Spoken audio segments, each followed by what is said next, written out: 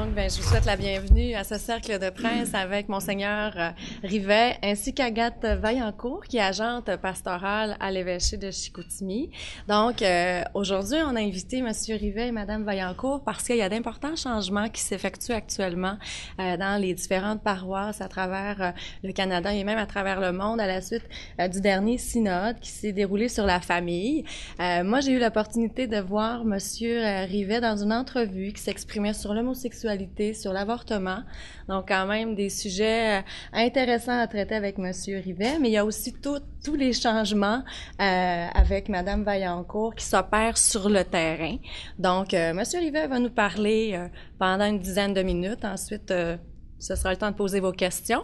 Et contrairement à l'hôtel Chicoutimi, bien, quand vous vous présentez au micro, je vous demande de vous nommer votre média et ensuite poser votre question. À vous, Monsieur Rivet. D'accord, merci beaucoup. Alors, merci à vous pour cette invitation, en particulier à Mme Dubé, qui a été le porte-parole comme présidente. Alors, c'est un plaisir pour Agathe et pour moi d'être ici avec vous autres. Et puis, bien simplement, on va essayer de répondre à ce qui vous préoccupe, à vos questions. Alors, d'entrée de jeu, je vous présente quelques lignes de la situation actuelle de notre Église au diocèse de Chicoutimi. Vous savez que ça comprend toutes les paroisses, toutes les municipalités. Le civil et le religieux se coïncident au niveau des territoires qui sont au lac Saint-Jean, donc, et au Saguenay. Alors, on se promène de Sagard, Sainte-Rose-du-Nord jusqu'à Notre-Dame-de-Lorette, lac Bouchette, bon, l'Adoré. Vous connaissez la situation. Et c'est une église qui vit, comme toutes les églises du Québec, beaucoup de transformations. En plus, j'allais l'oublier, mais en plus, on nous a confié, il y a quelques années, comme milieu de préoccupation pastorale, la réserve d'Opichuan, la communauté Saint-Étienne, la communauté Atikamekw, qui dépend maintenant du diocèse de Chicoutimi. Alors, comme tous les diocèses du Québec, évidemment, notre Église locale n'échappe pas aux grands défis à relever, en particulier celui de l'éducation à la foi. Je dis bien, c'est pas juste un jeu de mots, là, une petite fantaisie, mais c'est pas éducation de la foi, mais à la foi. Parce que nous vivons maintenant dans une société où c'est pas évident que les gens ont la foi. Il faut d'abord l'éveiller. C'est toute une dimension missionnaire dans laquelle on est entré, puis pour laquelle on n'était peut-être pas tellement préparé dans un Québec monolithique, catholique, presque mur à mur. Alors maintenant, nous avons à faire face à cette réalité. Donc, le défi de l'éducation à la fois, et pas seulement des jeunes, mais à tous les âges de la vie, est un défi qui nous préoccupe beaucoup. Faut dépasser l'initiation au sacrement de la vie chrétienne, le baptême, la première communion, la confirmation. Faut aller sur les bases mêmes de la foi. C'est une première préoccupation, puis on se le cache pas. Le Québec n'est plus orienté, je dirais encore moins alimenté par les valeurs chrétiennes. Il y a un fond qui est là, Dieu merci. Le fond demeure, mais notre Québec, il est déchristianisé à toute fin pratique. Le fond est là, mais il y a une faible proportion de notre population qui est baptisée, mais qui nourrit tellement peu sa foi que c'est comme si c'était rien. Alors, ils ont perdu le contact avec la vitalité de la foi chrétienne. Bon, c'est pas pessimiste, c'est tout simplement un constat. Il y a toutes sortes de facteurs, bien sûr, qui peuvent nous aider à comprendre cela, au niveau du multiculturalisme, par exemple, le multireligieux, chez nous au Québec maintenant. Donc, on est dans un défi de nouvelle évangélisation. Des fois, je me dis, faut retourner dans l'histoire, puis on se décourage pas quand on voit ça. Si on retourne au temps de François d'Assise, au 14e siècle, va reconstruire mon Église, a dit le Christ à François. Lui a pensé bêtement, un peu comme on le fait actuellement, il faut reconstruire nos églises, alors qu'il a vite compris que c'était la foi qu'il fallait rebâtir. Deuxième défi, c'est bien sûr, c'est récurrent, c'est la difficulté que nous avons, défi difficile à relever, d'une présence auprès de nos jeunes générations. vous connaissez notre histoire, bien sûr, vous connaissez les liens qu'il y avait entre une société dont les écoles étaient à toute fin pratique confessionnelle et les relations avec l'Église, avec la famille chrétienne et tout. Ce qu'on constate maintenant, c'est que nos jeunes n'ont plus de culture religieuse. Par exemple, aussi, je dirais simple que ça, un jeune adulte qui se préparait à recevoir la confirmation l'an passé dans une de nos grandes villes de notre diocèse, maintenant, pourquoi c'est important la croix pour nous autres? Ça indique de façon caricaturale jusqu'où on est rendu. Alors donc, ce défi-là, il est le résultat que nous avons relevé et le résultat d'une persistance à rester ou à confier aux écoles publiques la mission de l'Église de transmettre la foi, alors que c'est pas sa mission. C'est de faire de bons citoyens, mais on a eu de la misère à voir la différence, de sorte qu'on s'est retrouvé, je dirais comme image, dans une situation d'un œuf dont on ne voyait que la coquille, mais l'intérieur était vide. Il n'y avait plus rien en termes des contenus. Donc, on se retrouve avec une population qui n'a pratiquement plus ou pas de culture religieuse. Alors, c'est un grand défi pour nous, sans insister sur les générations plus âgées, plus avancées, qui ont besoin aussi de réévangélisation. Puis finalement, pas finalement, mais troisièmement, c'est la relève de nos ressources humaines. Je suis sûr que vous avez plein de questions là-dedans. Il va y avoir encore des prêtres, y a-t-il des laïcs qui s'en occupent, des bénévoles? Enfin, toute cette question-là, elle est très actuelle. Malheureusement, on réduit souvent cette question de la relève à la difficulté d'engendrer de nouveaux prêtres. Parce qu'on a c'est toute une image d'une Église qui est centrée sur le prêtre. C'est pas faux parce que c'était la réalité, mais les choses changent actuellement. Et on constate, ceci étant dit, qu'il y a pratiquement autant de difficultés à trouver une relève chez des laïcs qui sont formés sur le plan théologique, sur le plan pastoral, que nous en avons pour assurer des prêtres à nos communautés. Donc, un défi de la relève de nos ressources humaines. C'est un peu le même phénomène qu'on retrouve par rapport à des bénévoles, par exemple, que nous avons de la difficulté à recruter sur le plan de l'Église, même difficulté qu'on retrouve dans la société civile. Nos écoles, nos bibliothèques ont de la misère à trouver du personnel bénévole, nos organismes également. Le dernier point, je le souligne parce que je suis sûr que vous allez diriger vos questions vers Mme Agathe Vaillancourt, qui est la grande responsable, on l'appelle familièrement dans notre contexte, elle est notre pilote de tout ce grand projet de réaménagement pastoral, cadre nouveau d'animation, des nouvelles unités pastorales pour le renouveau missionnaire de notre Église au Saguenay-Lac-Saint-Jean. C'est elle qui est vraiment la cheville ouvrière avec des équipes, bien sûr. Alors, je suis sûr que toute cette question-là, Mme Vaillancourt va pouvoir y répondre. Vous m'arrêtez si je parle trop longtemps. Il n'y a pas de problème, vous avez encore 3 minutes. Bon, d'accord. Alors, je mentionne d'autres points qui sont, je dirais, des sujets d'intérêt ou de préoccupation. Mme Dubuc, tout à l'heure, a mentionné qu'elle avait visionné sur notre site du diocèse l'entrevue que j'ai donnée suite au synode extraordinaire des évêques sur la famille dans un contexte d'évangélisation. Alors, j'insiste pas maintenant, vous avez sans doute des questions. Il y a toute la question du patrimoine religieux qui me préoccupe beaucoup. Le patrimoine bâti religieux. C'est toute la question de nos églises, de nos édifices religieux, dont on a reçu que l'histoire nous a donné comme cadeau. Et la situation des services d'intervention spirituelle et religieuse dans les institutions de santé. C'est une préoccupation pour moi, pour notre Église aussi. On a l'exemple d'Alma qui vient de se passer là, une pétition, enfin, on pourra peut-être y revenir si vous le voulez tout à l'heure. Et finalement, je pense que vous vous doutiez que j'en parlerai, je suis déjà intervenu dans les médias au début de la crise, mais une tristesse, le mot n'est pas trop fort dans mon cœur, dans ma tête, c'est vraiment une tristesse puis une déception de la manière dont se déroule tout ce problème du lock-out dans nos commerces, nos concessionnaires d'auto. Je trouve ça aberrant comme situation. Ça va faire 2 ans bientôt. Alors voilà, il y aurait bien d'autres choses, mais je vais terminer là-dessus. Parfait, merci beaucoup. Donc, si vous voulez poser une question, vous vous rendez au micro, vous vous nommez et vous nommez votre média. Bonjour, Monseigneur Rivin, Madame Vaillancourt, excusez-moi, Marc Saint-Hilaire du journal Le Quotidien. Alors, Monsieur Rivin, vous en avez parlé tout à l'heure. J'aimerais vous entendre davantage concernant les services offerts dans les soins hospitaliers de la région. Bon, on a parlé d'Alma tout à l'heure, mais je pense qu'il y a d'autres aussi hôpitaux qui ont suivi la marche, puis que ça va aller dans cette direction-là, manifestement.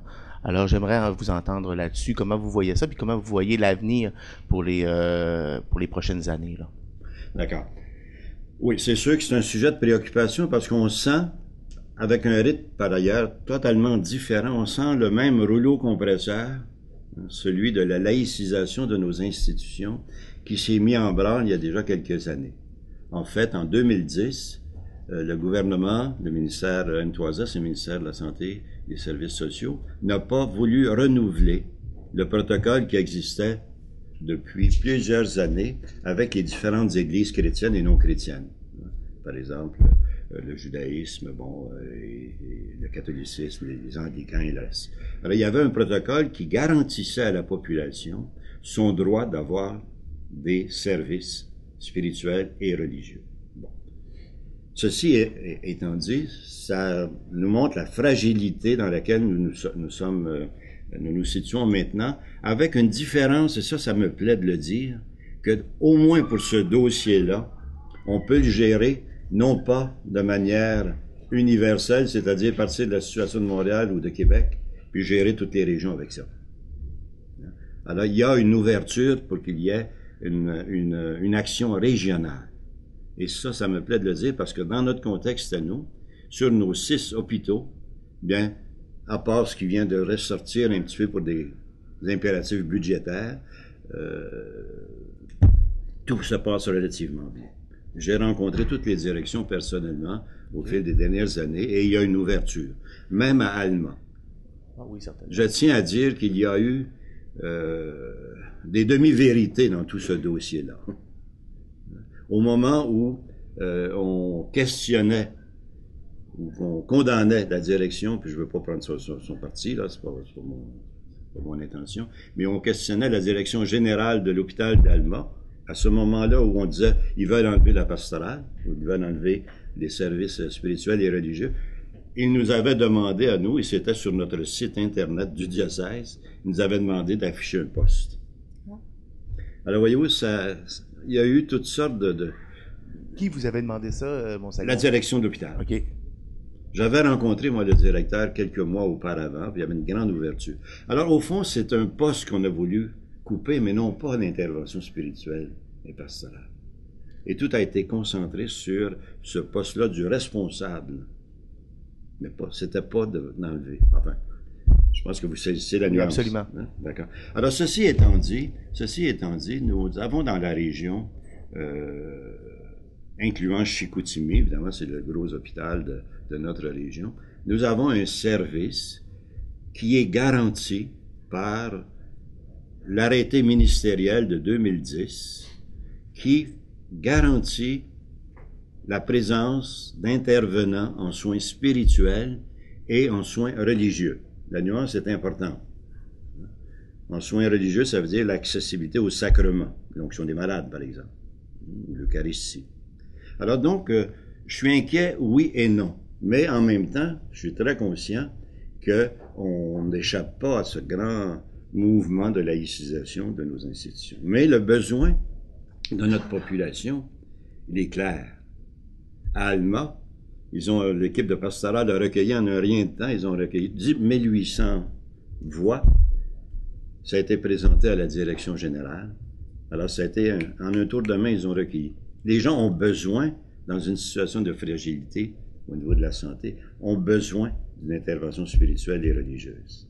On retrouve le fond là, croyant de notre population. Merci beaucoup, Monseigneur. Dans le fond, vous parlez de ce fond présent. On a parlé beaucoup d'islamisation extrême. Oui. L'homme est religieux. Fondamentalement religieux, c'est un besoin fondamental. Est-ce que vous sentez ce besoin de la population? Est-ce qu'il y a certaines personnes qui se dirigent vers vous, mais que vous sentez aussi extrémistes, comme c'est le cas dans l'islam? Oui, il ne faut pas se cacher qu'à l'intérieur même du catholicisme ou du christianisme, on pourrait appliquer ça aux confessions protestantes autres que catholiques, là, hein, il y a des groupes d'extrémistes, des groupes de droite. Hein. Par exemple, quand il y a un certain temps, un petit groupe a envoyé une pétition même à Rome pour que j'impose la messe en latin. C'était une expression absolument évidente de ces petits groupes qui existent. Ils sont peu nombreux, mais il y en a, oui. Alors, c'est pas étonnant que les gens, parfois, se durcissent. Ce sont ces gens-là qui se durcissent contre toute forme de nouveauté, au fond. Est-ce qu'il y a eu de nouveaux groupes, justement, de nouveaux monastères qui se sont créés au cours des dernières années pour... Oui, mais ça pas, là, il ne faut pas les associer à des groupes de droite ou des groupes extrémistes. Là. Si on pense au monastère du Cœur de Jésus, hein, qui est ici à Chicoutimi, hein, c'est une communauté nouvelle en train de naître. C'est loin d'être rétrograde, là. Hein. Au contraire. Qu'est-ce qui se passe justement là-dedans, dans cette communauté-là? Il y a eu plusieurs questions, moi, de téléspectateurs qui me demandent qu'est-ce qui se passe dans ce monastère-là? Ouais. D'abord, c'est né en 1996, hein, tout ce mouvement-là, autour de 2 prêtres et d'une agente de pastoral laïque, avec beaucoup d'imprécisions. Il y a eu une petite, excusez l'expression, mais une petite guéguerre entre théologiens, là, qui a été attisée par le départ d'un des 2 fondateurs qui était une tête d'affiche sur le plan théologique au Québec. Pour ne pas le nommer, il avait Simon Dufour. Bon, alors il y a eu toutes sortes de commentaires, de choses qui ont été véhiculées, qui étaient plus ou moins fondées. On les a même traités de sectes, alors qu'il n'en était pas du tout question. Mais ça bousculait l'ordre établi à ce moment-là au niveau de l'enseignement de la théologie. Alors c'est ça qui est en train de naître, mais ça n'a rien à voir avec un groupe sectaire. C'est une communauté de type nouveau qui est d'ordre monastique. On a des exemples partout dans le monde de ce type de nouvelles communautés. Par exemple, les fraternités monastiques de Jérusalem qui sont maintenant établies à Montréal et qui sont nées en France. Quelle est leur façon de pratiquer leur foi? C'est d'abord des moines et des moniales. Donc, on peut penser à nos carmélites, hein, dans le diocèse ici, à Dolbeau. On peut penser à nos trappistes à Mistassini. Donc, des hommes et des femmes dont la vie est consacrée à la prière, essentiellement.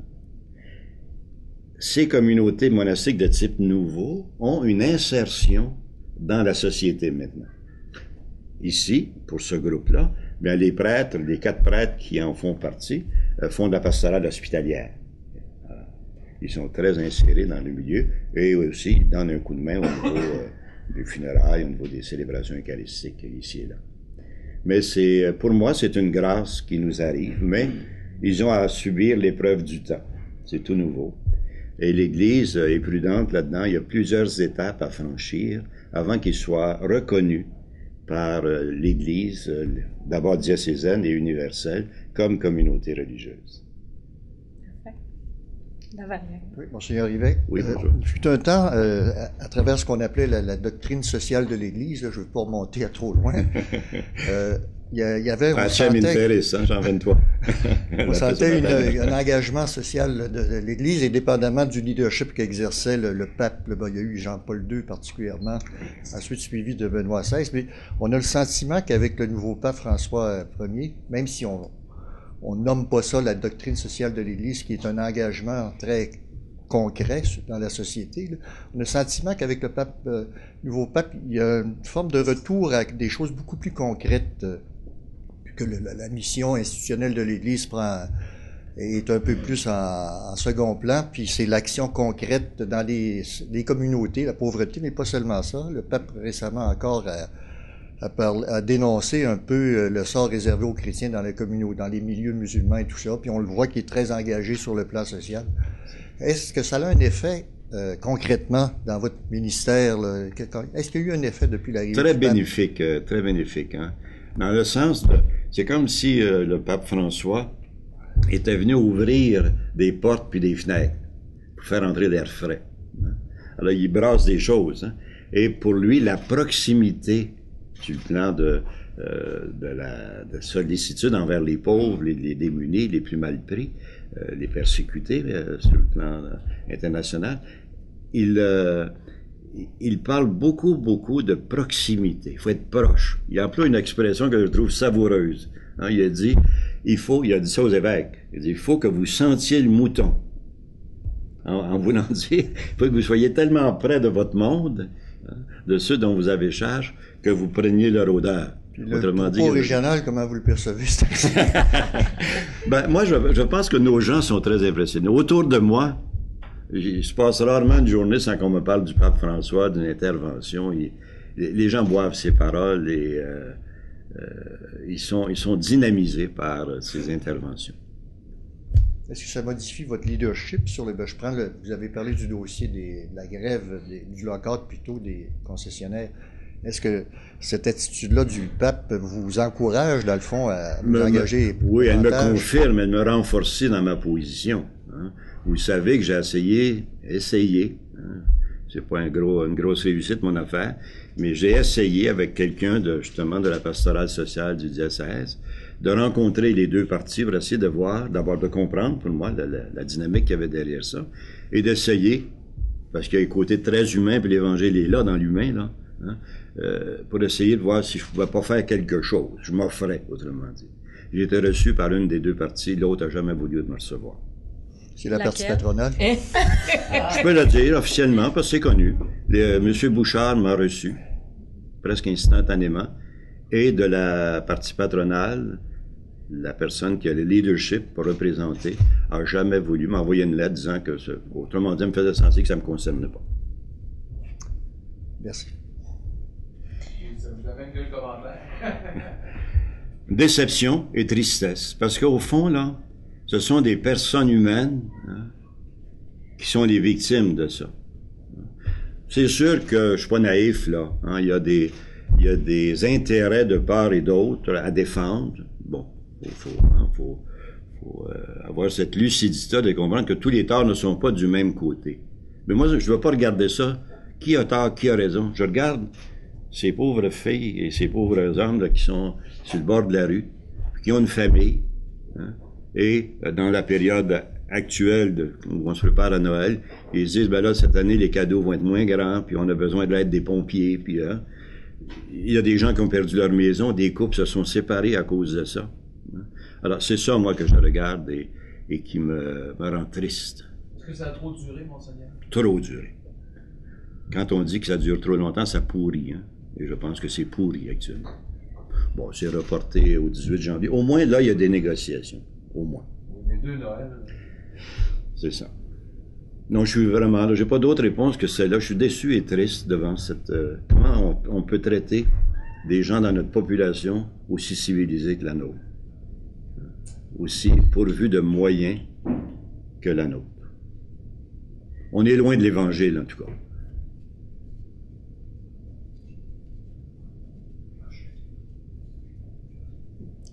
Bonjour, Monseigneur Riverain, vous allez bien?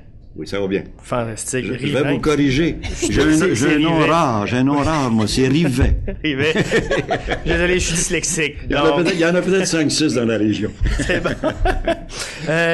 Ma question est en deux volets, puis ça porte principalement sur, on va dire, le manque de culture religieuse chez les jeunes. Bon, j'aimerais savoir en premier lieu, est-ce qu'il y a une augmentation, une stabilisation, une baisse du nombre de baptêmes, du nombre de mariages, du moins dans le diocèse de Chicoutimi, ou en général, si vous l'avez? Il y a eu une baisse, effectivement, importante, là, il y a quelques années, mais maintenant, on peut dire que c'est stable.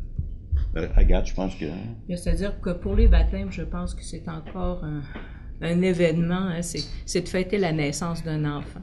Alors, c'est sûr que les parents vont se présenter pour faire une demande de baptême, surtout justement pour des valeurs d'accueil dans la famille, de célébrer la vie.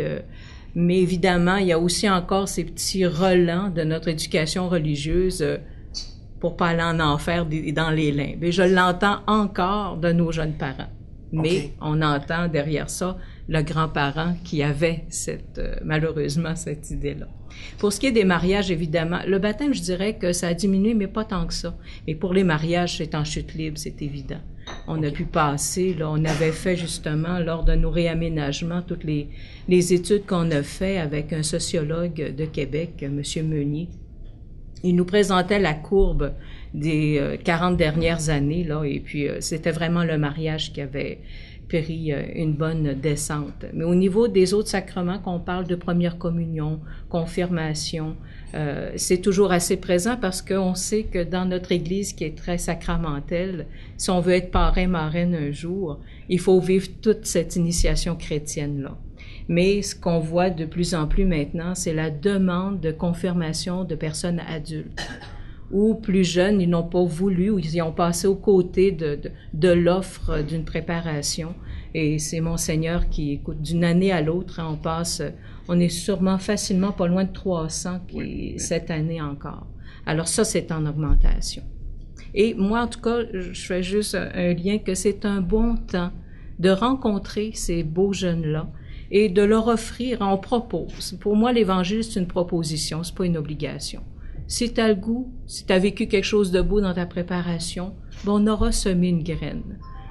Alors peut-être que ce sera une bonne terre qui produira son fruit. Alors voilà. C'est bon. En deuxième temps, c'est ça. Donc, on parle toujours justement de la culture religieuse chez les jeunes. Mon frère est professeur d'histoire au niveau collégial. Puis, il m'est arrivé en me disant, Vincent, il dit, ça a été terrible. Il a fallu justement que je revienne sur l'enseignement, la religion au Québec. Et là, il fallait que je définisse des termes pour pouvoir définir mes termes, Donc, ça alourdissait énormément le travail du professeur. Donc, c'est la responsabilité de qui? Après avoir parlé justement, du nombre de mariages qui est en baisse, le baptême qui est stable ou en augmentation. Donc, c'est la responsabilité de qui? Est-ce que c'est les parents? Est-ce que c'est l'évêché qui doit rendre obligatoire des cours ou je ne sais pas, comment est-ce que ça peut fonctionner pour justement avoir une meilleure culture religieuse, pas tant avoir la peur de l'enfer que simplement savoir de quoi on parle quand on parle d'indulgence, là. Et c'est très secondaire, les indulgences. mais votre question est très intéressante parce qu'elle souligne l'importance du défi qu'on a sur les bras actuellement. Hein. Alors, c'est une éducation de base. Hein. Nos théologiens appellent ça le kérigme. Hein. Jésus, hein, c'est ça qu'on célèbre à Noël. Là. Jésus c'est le Fils de Dieu, s'est fait homme, hein, en Marie.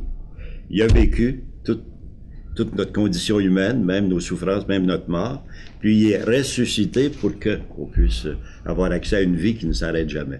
On est dans la foi, là. Mais ça, c'est l'essentiel. Quelqu'un qui ne saurait pas ça, il peut avoir le nom de chrétien, mais il n'est pas chrétien. Hein? Le mot chrétien veut dire chrétienne.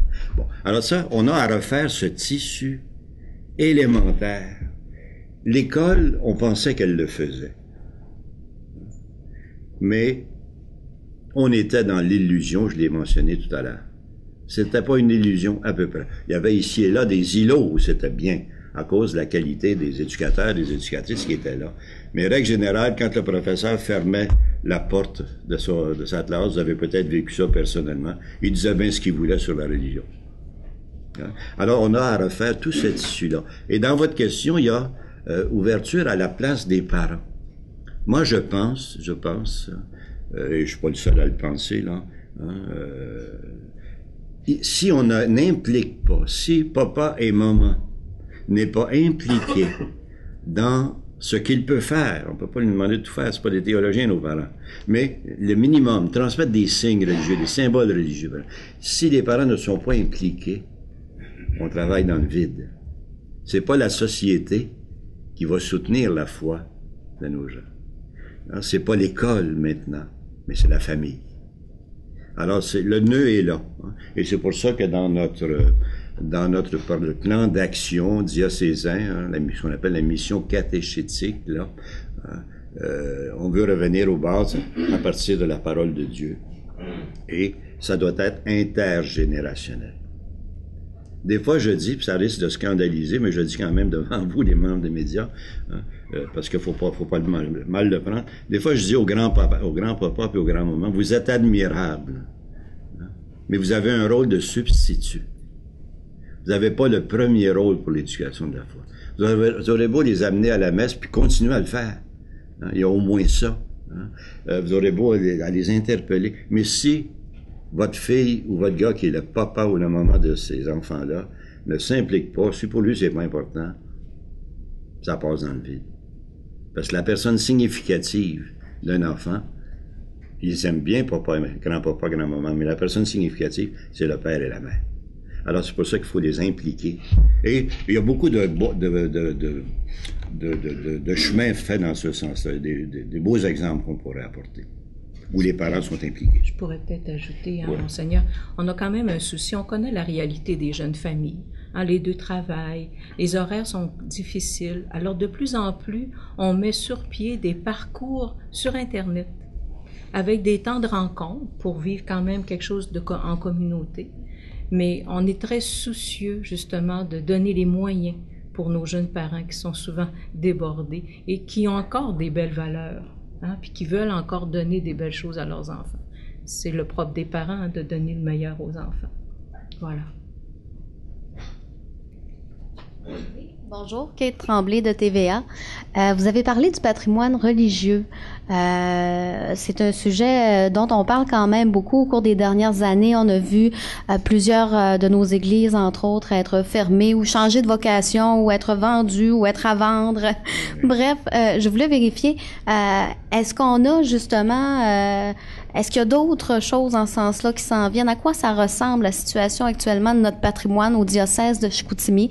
Et est-ce qu'on doit s'attendre à d'autres changements, peut-être de vocation de nos bâtiments encore, éventuellement, là?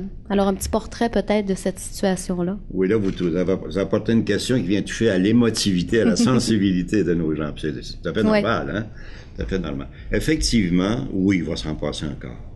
Mais là, il faut mettre ça dans un ensemble, hein? Tout le réaménagement pastoral, hein, que nous sommes en train de vivre. Et pas d'abord, je tiens à le préciser, c'est pas un réaménagement de plan administratif. On dit pas aux gens, là, vendez votre église, faites ci, faites ça au niveau administratif, disparaissez comme paroisse, fusionnez-vous avec une autre. Non. C'est pas le but c'est une réorganisation pastorale.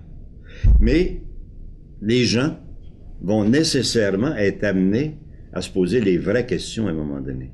Est-ce qu'on est encore capable de maintenir et d'entretenir cette Église qui est patrimoniale, cette Église qui est belle, à laquelle on tient? Est-ce qu'on va être capable de le faire? Et c'est là qu'arrivent les problèmes. Alors, c'est sûr qu'il va y en avoir encore. Des communautés, déjà, je pourrais vous en nommer un paquet. Ils sont pas capables, d'ici 5 ans, de survivre. Déjà, l'étude a été faite, hein, sur la viabilité. Hein. On a fait une étude sur 10 ans. Ça nous a aidé à préparer un plan d'animation pour ces communautés-là. Mais, à part 2 communautés, 2 fabriques, toutes les autres n'avaient pas d'avenir après 10 ans. Elles étaient toutes dans le rouge. Sur combien? Elles avaient brûlé sur 65 paroisses. 65 paroisses qui ont à maintenir 83 lieux de culte. OK. Si on prend par exemple Chicoutimi, juste pour être concret, la paroisse Sacré-Cœur a 3 lieux de culte. Okay. L'église Saint-Antoine, l'église Christ-Roi, l'église... Et c'est un peu partout comme ça, là. Alors donc, votre question, là, oui, c'est pas l'objectif. L'objectif, c'est comment on va réaliser le mieux possible la mission. Mais ceci étant dit, est-ce que maintenir notre patrimoine est devenu un obstacle majeur qui nous empêche de de nous donner les moyens pour évangéliser nos gens? C'est pas facile pour les gens à comprendre, hein, d'être obligé d'abandonner l'Église. Hein. Ça fait mal, moi le premier aussi. Il y a une chose qui est certaine, je vais terminer là-dessus. Je n'ai, et au diocèse, nous n'avons aucun plan B. Aucun plan B disant, bon là, dans 5 ans, dans 10 ans, faudrait qu'il reste juste tant d'églises. Non. C'est la population. Moi, je ne veux pas prendre ce genre de décision de fermer une église. La loi m'oblige à le décider, là, après toutes les consultations nécessaires, mais il n'y a pas de plan qui disent on s'en va vers tel nombre d'églises ou pas. C'est la population qui va le décider à partir de sa capacité de réaliser sa mission avec les contraintes budgétaires qui sont les siennes. Pour ajouter à Monseigneur, la joie que nous avons, c'est que ceux qui ont été vendus ou laissés à une municipalité demeurent à la communauté. Et c'est ça qui est intéressant. Et on a toujours cette vigilance-là, quand un projet est soumis, de pouvoir que cet édifice puisse retourner à la communauté. C'est le plus beau modèle à notre point de vue. Hein? La commission de la culture, commission itinérante qui a eu lieu dans les années 2005, 6, 7, là, dans ce coin-là, hein, a bien déterminé que la propriété des édifices religieux n'était pas la propriété de la population. C'était la propriété de la communauté croyante. Hein? Sinon, ça voudrait dire que un juif, un musulman, un bouddhiste serait propriétaire de nos lieux de culte. Hein? Donc, il faut bien faire cette nuance-là. Ceci étant dit, le meilleur modèle, celui que l'on favorise le plus, c'est justement ce partenariat entre nos communautés qui, ici, il faut bien l'admettre, notre région est à 98% catholique. Bon. Alors, donc, toutes nos communautés sont presque à 100% catholiques, surtout en région, dans le milieu rural, pardon. Alors, le modèle, et je peux vous donner 2 exemples, tout nouveau, là, c'est chaud, là, ça vient de sortir du four, là. Ça va être signé aujourd'hui et demain. Hein? L'église Saint-Stanislas, au lac. Multifonctionnelle. La municipalité l'a acheté pour $1, avec partenariat avec la fabrique. Les paroissiens vont pouvoir utiliser une partie de l'église pour leur culte et la communauté civile va installer des services, des organismes dans ce milieu. La même chose à l'Ascension. Exactement la même chose à l'Ascension. Les églises qui se vendent pour des condos, ça fait partie un petit peu de la légende, là. Si vous regardez dans notre réalité, très peu ont réussi. Il y a des projets, il y en a encore un, puis il va être signé cette semaine, jeudi. C'est plus sérieux. Vous me permettrez de ne pas dire le nom, mais ça devrait se signer jeudi. Moi, je le vois, je te le dis. Ouais. Tant que c'est pas signé, c'est pas fini. Hein? C'est comme une partie de baseball. Hein? Yogi Berra qui disait ça. Tant que c'est pas fini, c'est pas fini. Hein? Alors, j'ai pris ma leçon là-dessus. Alors, tant que j'aurai pas la garantie que c'est signé, c'est pas réglé. Mais jeudi, ça devrait l'être. OK, pour des condos. Une autre, c'est pour les résidences funéraires. Vous avez un modèle très précis, tout près ici, la Notre-Dame-de-Grâce, qui a été vendue à une entreprise funéraire. Peut-être juste renchérir un petit peu parce qu'on est là-dedans. On parle, on se doute bien que si on a de la difficulté à les maintenir, tout ça, il y a une question toujours financière. Hein, on n'a pas le choix. Et la question que je me pose un peu, comment justement on peut réussir à trouver de nouvelles ressources. À moins que je me trompe, vous pourrez peut-être me dire, mais bon, à l'époque, on avait toujours cette perception-là où, la fameuse dîme, là, j'imagine que les gens donnaient plus dans le temps et que c'était une bonne partie aussi de ce qu'on allait chercher comme argent qui nous permettait de fonctionner. Mais comment on peut pallier? Parce que, j'imagine que les gens donnent beaucoup moins qu'avant et c'est un peu ça aussi le problème des finances. Pouvez-vous peut-être extrapoler un peu là-dessus les sources financières et tout ça? Oui, d'accord. D'abord, il y a des choses qu'il faut savoir puis qui sont, je pense, assez évidentes. Hein. La population qui donne, c'est la population âgée. Mais cette population vieillit de plus en plus et donc diminue de plus en plus, malheureusement. Les gens vont s'installer beaucoup plus maintenant dans les résidences pour personnes âgées. Alors souvent, leur contribution ne sera pas à leur paroisse, mais va être là, hein, ou dans une autre paroisse. Alors, il y a ce phénomène-là. On a fait une enquête, Agathe pourra être plus précise que moi peut-être, hein, on a fait un sondage un peu professionnel avec une firme. On s'est payé ça dans le voir de la situation avant d'envisager des pistes de réaménagement. Et c'est évident que la population jeune n'est plus là, sauf occasionnellement. Elle n'est plus là. on est surtout dans cette culture de utilisateur-payeur, hein, c'est l'expression qu'on va prendre. Alors, c'est sûr que il faut peut-être penser un peu plus à demander autrement. Je pense comme aux préparations au sacrement. On a quand même dans une culture que tout était gratuit. Oui, ça l'était quand évidemment la capitation ou les dons annuels ou la quête du dimanche pouvaient subvenir à offrir les services gratuitement, mais plus maintenant.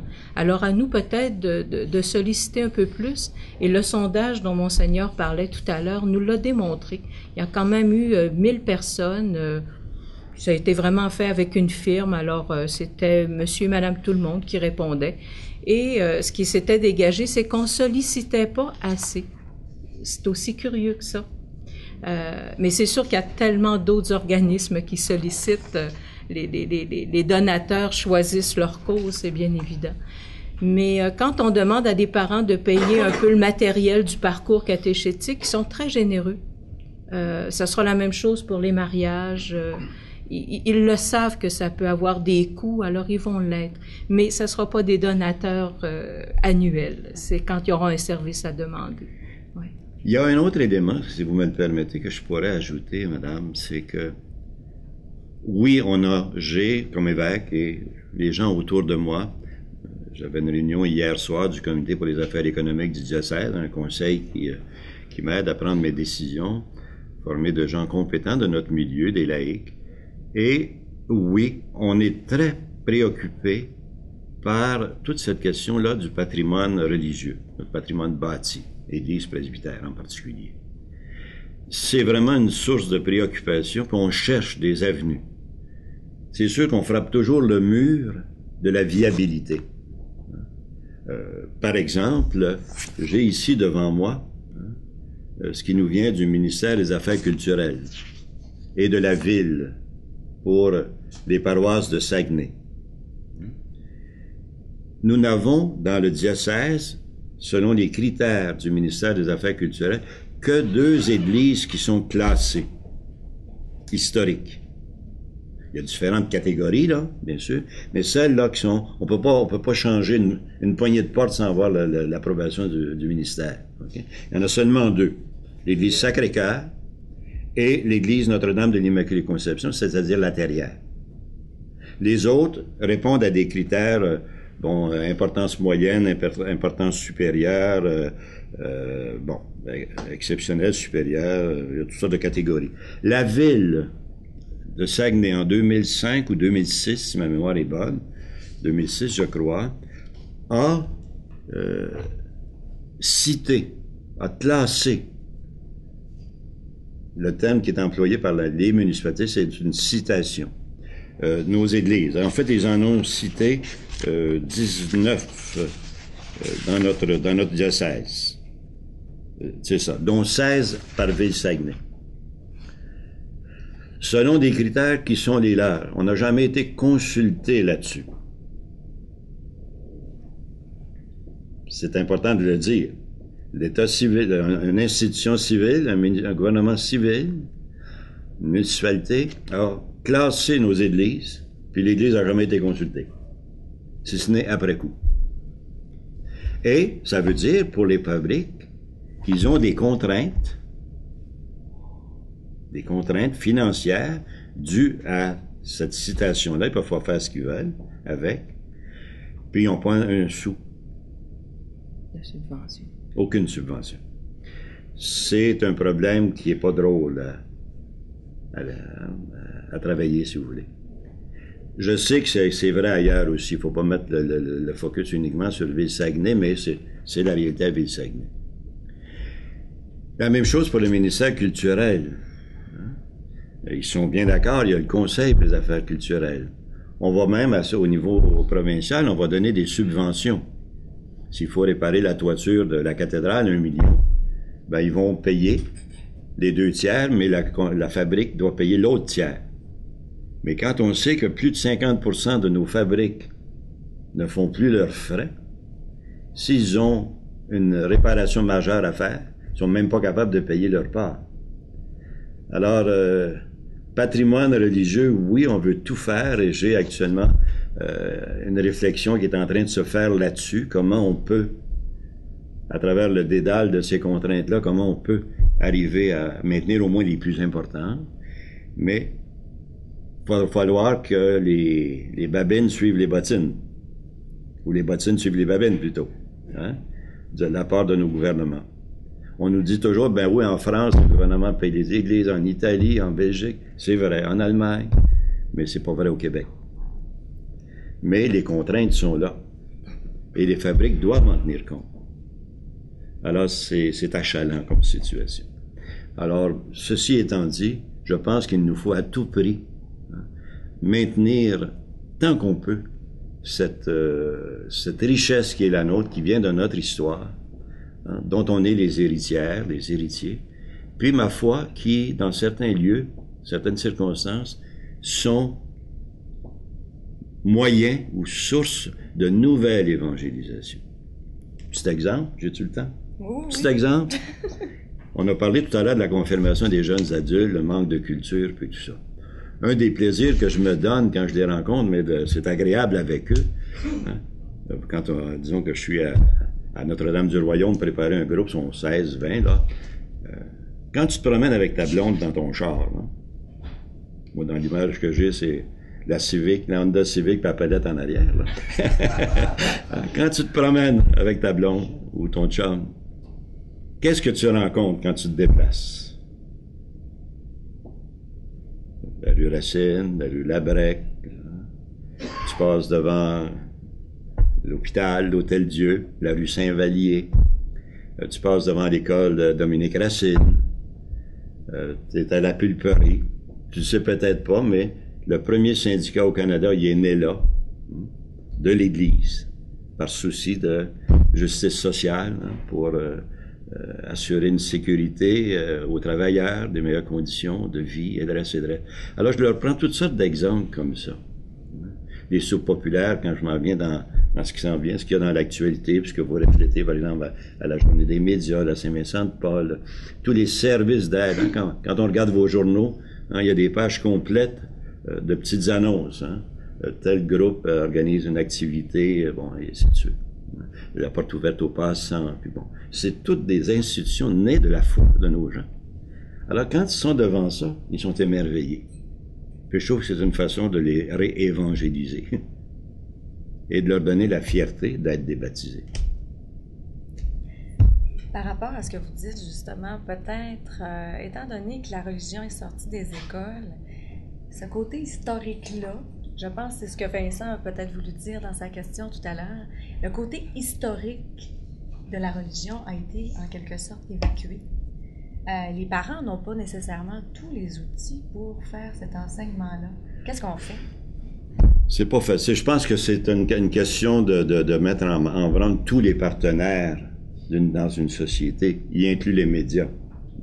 Je pense que vous me permettrez de dire que il y a beaucoup de choses épouvantables qui sont véhiculées par les médias. Ils ne viennent pas nécessairement des médias, mais sont transmis via les médias. Hein? Par exemple, quand on parle de la fameuse période de noirceur, c'est dégueulasse quand on y pense, qu'on regarde l'histoire. C'est pas si vrai que ça. Oui, il y a eu des erreurs de l'Église, oui, il y a eu un contrôle, mais beaucoup de nos institutions dont on profite actuellement sont nées dans cette période-là. Parce que c'était vraiment une période de noirceur. Quand l'État prenait pas ses responsabilités parce qu'il n'était pas organisé ou il n'y avait pas les moyens, qui faisait les choses? C'était l'Église. Alors, il ne s'agit pas de se mousser, là, puis de se péter les bretelles, c'est pas ça. Mais je pense que on doit être vrai avec l'histoire. On doit être vrai avec l'histoire. Il y a des choses qu'il faut rétablir, qui sont véhiculées, puis qui sont pas drôles à entendre parce que c'est pas vrai, ou c'est des demi-vérités. Alors, moi, je pense qu'on a un travail collectivement à faire. On aurait eu, Seigneur, on aurait eu l'opportunité lors de l'année de la foi où on a vraiment fait des célébrations dans tout le diocèse en lien avec les grandes réalités, que ce soit l'agriculture, la forêt, l'industrie. Alors, on avait vécu des belles célébrations et on s'était appuyé avec M. Éric, historien ici, sur justement toutes ces données historiques là, de l'apport de l'Église dans notre région. Mais ça n'a pas eu l'effet escompté, malheureusement. Peut-être, bon, il y a différentes raisons sans doute, mais on a peut-être manqué un beau rendez-vous. Je pense qu'on a manqué d'audace à un moment donné. On a c'est peut-être trop conclu dans les catacombes. On se cachait, puis on voulait pas trop brasser les affaires. Mais je pense qu'on a payé le prix de la désinformation sur un certain nombre d'aspects. Monseigneur, alors c'est ça. Je voulais vous poser une question. Vous avez tout à l'heure parlé de Saguenay qui a classé des églises sans consulter l'Église avec un grand E. On connaît la foi de M. Tremblay à la tête de la ville. Elle était pour venir, cette question. Ben, absolument. Et on est dans l'attente d'un jugement et tout ça. Donc, j'aimerais savoir, comment vous interprétez ça? Qu'est-ce que vous voyez par rapport à toute cette démarche-là, cette croisade-là? Et également, j'aimerais savoir, c'est une question que je me pose, quelle est la relation entre le cabinet du maire et l'évêché de Chicoutimi? On pourrait la qualifier comment, là, cette relation-là? Il n'y en a aucune. OK. Aucune. Sauf, ceci étant dit, que il y a bien des facettes. Disons que le fait que ça soit devenu une croisade, pour moi, c'est épouvantable. Ça dessert la cause. La cause, pour moi, c'est l'Église et la foi. Je ne veux pas porter de jugement sur la personne de M. le maire, là, mais parfois, on a tort dans notre manière d'avoir raison. Je pense que l'intransigeance n'est jamais une voie d'harmonie, de rapprochement les uns des autres dans nos différences. Moi, je pense qu'on peut être un excellent catholique tout en n'étant pas d'accord avec le fait qu'il y ait la prière à l'Église. Comme on peut à l'hôtel de ville, vous voulez dire. La prière à l'Église, à l'hôtel de ville, pardon. Ouais. Hein? Comme on peut l'être en étant d'accord. C'est une question d'opinion, puis la marge... Bon, ceci étant dit, moi je pense, et là je vais dire quelque chose peut-être de gros, je parle peut-être à travers mon chapeau, mais on a reçu un cadeau empoisonné d'un gars comme M. Trudeau, Pierre Elliott Trudeau, avec la fameuse charte des droits et libertés, la charte canadienne. C'est merveilleux parce que ça nous permet de nous pencher sur les droits des plus petits, des plus pauvres, sur les minorités. Ça, c'est fantastique. Mais il n'y a absolument aucune place pour les droits des majorités. Il n'y a que des obligations pour la majorité. Il n'y a pas de droit. Et j'arrive à ceci, dans une population, et ça c'est mon point de vue, c'est à cause de ça que j'ai appuyé la démarche de M. Tremblay. Puis entre vous et moi, ça se fait la prière dans beaucoup de nos municipalités de la région. Beaucoup de maires ou mairesses me l'ont dit. Mais le pôle est sur M. Tremblay et Ville-Saguenay. Au nom de cette figure qui est la nôtre, de ce visage qui est la nôtre au niveau de la foi. Prenez des statistiques. J'ai avancé 95, descendons ça à 80, j'ai dit 97, descendons ça à 95. Hein? Ben, est-ce que cette majorité-là n'a pas des droits aussi? Moi, c'est ma position. Mais c'est une position, c'est André Rivet, c'est pas la position de l'Église du Québec, puis de l'Église officielle. C'est la mienne, par respect, par souci d'être vrai vis-à-vis de notre population. Moi, j'ai appuyé le maire Tremblay là-dessus. Ça ne veut pas dire, ceci étant dit, que j'appuie toujours ses manières de faire. Bon, ça, c'est autre chose. Et la relation, il n'y en a aucune? La relation entre lui et moi est très bonne. OK. Mais c'est cordial. OK. Merci beaucoup, Monseigneur. Qu'est-ce que vous espérez, justement, du jugement de la Cour suprême? Moi, j'ai l'impression, on a employé l'expression hors des ondes au début, là, ça va être un jugement à la Salomon, d'après moi. On va couper la poire en deux. Probablement qu'on va laisser la croix, là je fabule peut-être, probablement qu'on va laisser la croix comme on la laisse à l'Assemblée nationale à Québec, mais qu'on va faire disparaître probablement la prière elle-même. Et des signes très secondaires, qui sont importants pour un croyant, mais dans une société comme la nôtre, c'est pas majeur. Hein, la petite statue du Sacré-Cœur, qu'elle soit là, qu'elle soit pas là, ça ne changera pas le visage de l'Église, des croyants, des croyantes. La croix, oui, à cause du symbole. Là, c'est autre chose. C'est le fondement même de la foi chrétienne de 95% de notre population. Alors, je ne sais pas si je réponds à votre question, mais moi, je m'attends à ça. Je souhaite, en bout de ligne, que le maire ait raison avec la prière, mais je ne serais pas étonné qu'on coupe la poire en deux. Mais qu'il n'y ait pas la prière, je suis capable de vivre avec ça. Mais qu'on enlève la croix, ça, j'ai plus de difficultés. Là, ça vient me brimer dans mon identité de citoyen de la région. Vous disiez tout à l'heure que vous aviez de la difficulté à rejoindre les jeunes. J'aurais une question. J'ai pas vérifié. Avez-vous un Facebook? Êtes-vous sur Twitter? Puis, est-ce qu'il y a des tactiques Internet qui sont lancées pour justement aller chercher les jeunes? Agathe va être meilleure que moi pour répondre à ça, mais c'est oui à ma question. Moi, je ne l'ai pas, puis je ne veux pas l'avoir. Je me suis essayé avec Facebook, mais je me suis ramassé avec je ne sais pas combien de centaines de personnes qui voulaient être mes amis. Mais c'est bon, ça, c'est du recrutement. Il y en a qui le font diocèse, mais moi, je ne le fais pas. Sur Facebook. Je l'étais, puis je me suis fait enlever. J'étais envahi. Mais au diocèse, par exemple, oui, ça, je tiens à ce qu'on l'ait. Peut-être que... Ben, tout à fait, évidemment. Le site diocésain, sa page Facebook, on a les jeunes aussi. On a quand même une équipe de jeunes qui travaillent aussi à alimenter cette page Facebook-là. On a aussi M. Jocelyn Girard qui a son blog, puis qui est très pertinent aussi, qui est vraiment, lui, en conversation mondiale sur des points importants de la religion. Alors oui, on y est. Mais notre évêque, peut-être encore un peu Il est encore dinosaure. Alors voilà, c'est ce qui met fin à ce cercle de presse. Merci beaucoup à vous d'avoir été présents. Merci aux journalistes aussi d'avoir été là.